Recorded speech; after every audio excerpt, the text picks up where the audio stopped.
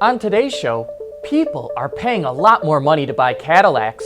Mike Manley emerges as a frontrunner to replace Sergio Marchionne, and BMW unveils its vision for the next 100 years. All that and more coming right up on Autoline Daily.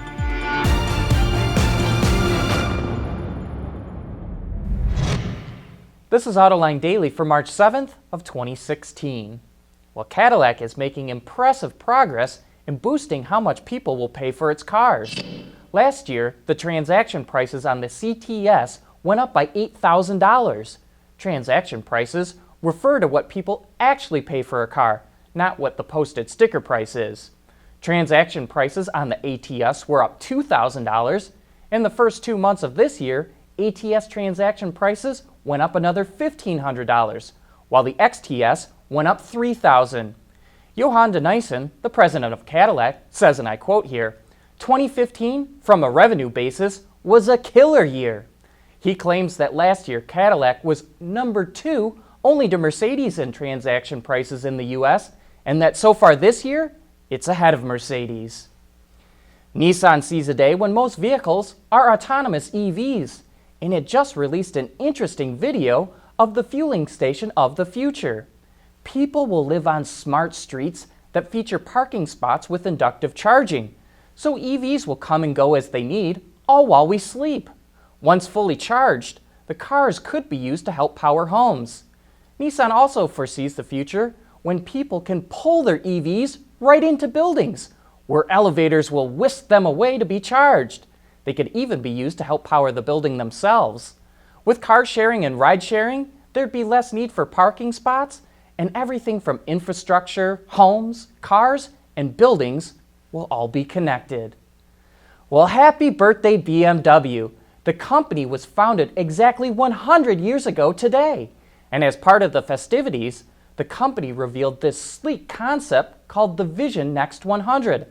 Like a lot of futuristic concepts, this was designed with autonomy in mind. It features a steering wheel that retracts into the dashboard for autonomous driving, and the vehicle can interact with the driver to indicate the ideal driving line, steering point, and speed. The Vision Next 100 debuts in Munich today and will go on tour throughout the world afterwards.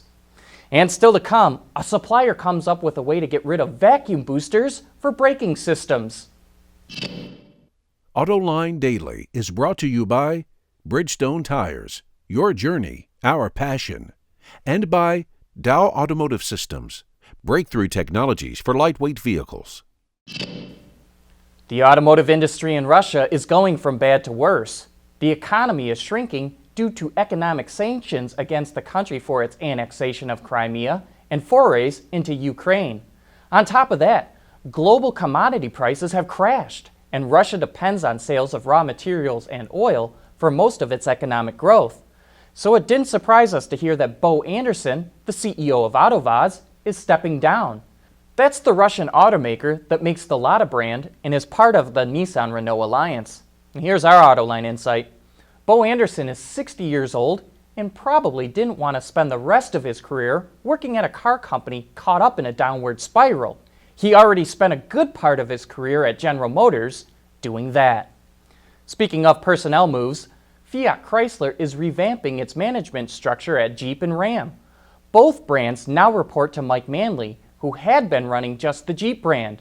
Bob Hegblum, 52, who had been running Ram, will now head up the efforts to take the Ram brand to global markets. Jim Morrison, 48, had been the director at the Jeep brand and will now run Ram. And Scott Talon, who's 40 years old, will now be the director of Jeep. Here's our Autoline insight. Keep an eye on Mike Manley.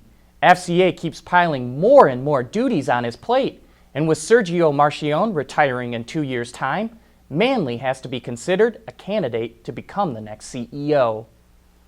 Vacuum-based braking systems are bulky and heavy, but ZF-TRW has a system that could change all that. It has an integrated electronic system that eliminates all of the vacuum components. It also incorporates electronic stability control, traction control, and an electric motor to pump hydraulic fluid into one unit.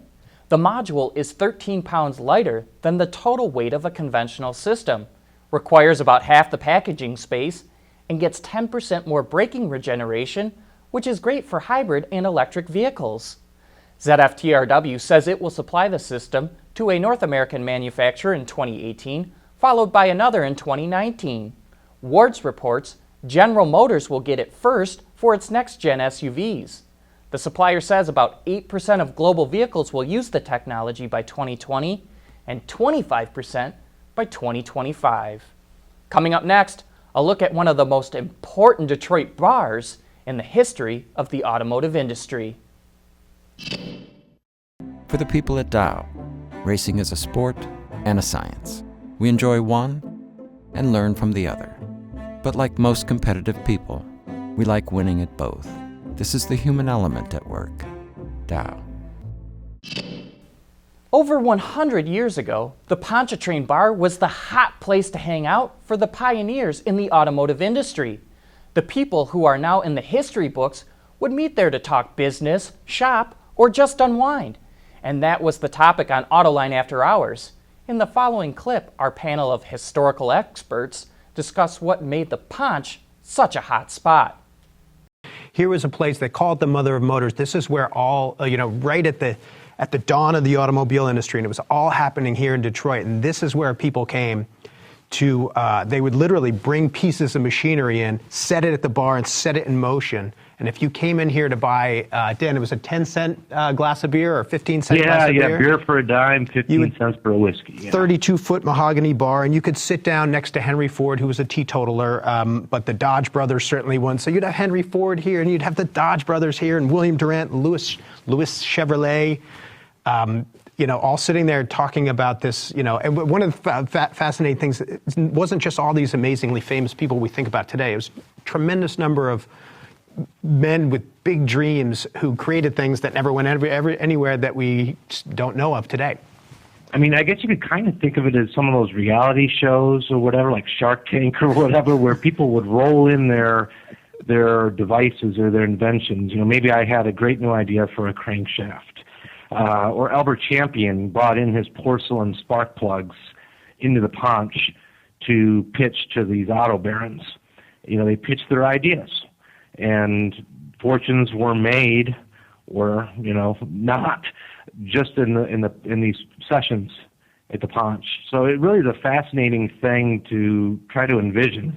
I mean, all of these people who are legends, the Durants and the Dodges and all these folks, just sitting at the bar, having a couple rounds, and you come in like, hey, Horace, I got this great idea for a new way to make a chassis.